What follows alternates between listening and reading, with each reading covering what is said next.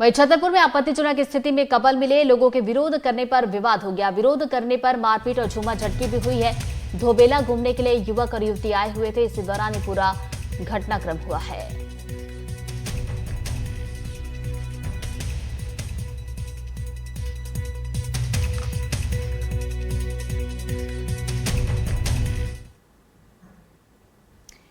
तो छतरपुर से ये पूरा मामला सामने निकल कर आया है, जहां पर एक कपल पहुंचा हुआ था और जब लोग वहां पर पहुंचे, विरोध किया, तो स्थिति यहां पर और भी ज्यादा बिगड़ जाती है। तो तस्वीरें देखिए, आपको दिखा रहे हैं। आपत्तिजनक स्थिति में ये कपल मिले थे और लोगों ने जब इसका विरोध किया तो उस दौरान यहां पर विवाद बढ़ जाता है और उसके बाद की तस्वीरें देखिए, झूमा झटकी की स्थिति भी यहां पर हो जाती है।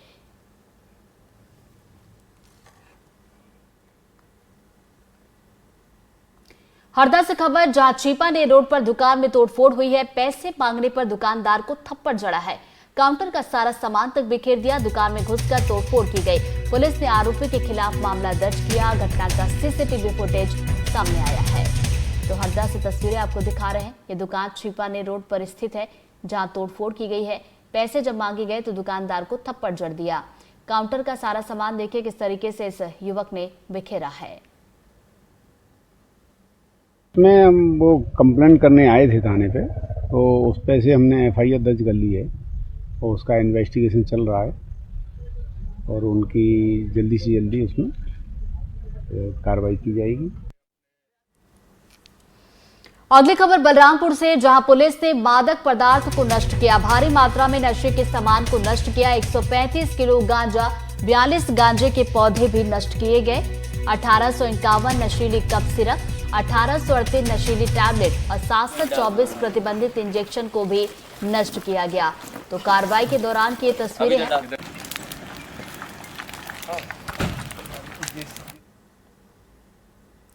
बड़वानी जिले में डॉग बाइट के बढ़ते मामलों को लेकर सरपंच ने सराहनीय कदम उठाया है। विशेष अभियान चलाकर आवारा कुत्तों को एंटी रेबीज के टीके लगाए गए। पंचायत ने टीम गठित की और गांव में घूम घूम कर आवारा कुत्तों को एंटी रेबीज के इंजेक्शन लगवाए। जर में आसपास क्षेत्र से कुछ कुत्ते यहाँ पर एक बड़ी संख्या में आ गए थे, जिन्हें कुछ बीमारी भी थी। तो हमने एक टीम के द्वारा और ग्राम पंचायत से एक अभियान चलाया, जिसमें हम जितने भी कुत्ते हम नगर ओझर में हैं सभी को रेबीज का इंजेक्शन लगा रहे हैं, जिससे कुत्तों को भी किसी तरह की बीमारी ना होगी और यदि किसी तरह से यदि कुत्ता किसी को काट लेता है तो उसे भी किसी तरह का रिएक्शन या इन्फेक्शन नहीं होगा।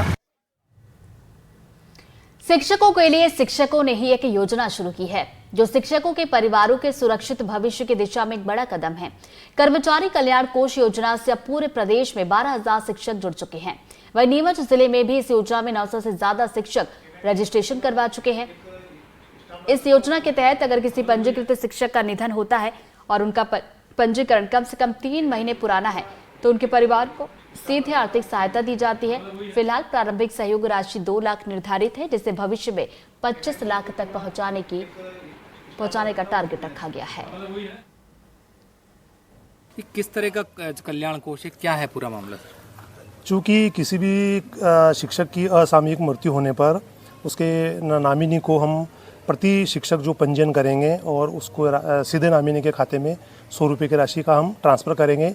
ऐसे जिले से हमारा लक्ष्य है 25,000 पंजीयन का। हम अभी 12,000 का पंजीयन क्रॉस कर चुके हैं।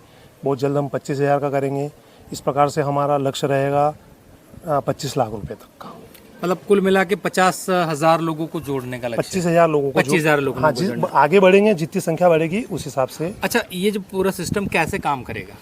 ये पूरा हमारी साइट बनी हुई है, उस पर पंजीयन हो रहे हैं। पंजीयन की लॉकिंग पीरियड है 3 महीने की। 3 महीने के बाद में उसको आह्वान किया जाएगा प्रत्येक जिले द्वारा। किसी व्यक्ति की असामयिक मृत्यु होती है तो ऐसी स्थिति में परिवार को संबल देने के लिए सभी पूरे प्रदेश के सभी पंजीकृत शिक्षक अपने मोबाइल से 100 रुपये का सीधे उसके नॉमिनी के खाते में ट्रांजेक्शन करेंगे। एक और पदाधिकारी है सर, आपका नाम? जी, मैं विनोद राठौर। और सर्वप्रथम तो मैंने इसमें पंजीयन किया है और मैं एक साधारण शिक्षक के रूप में इसमें काम कर रहा हूं।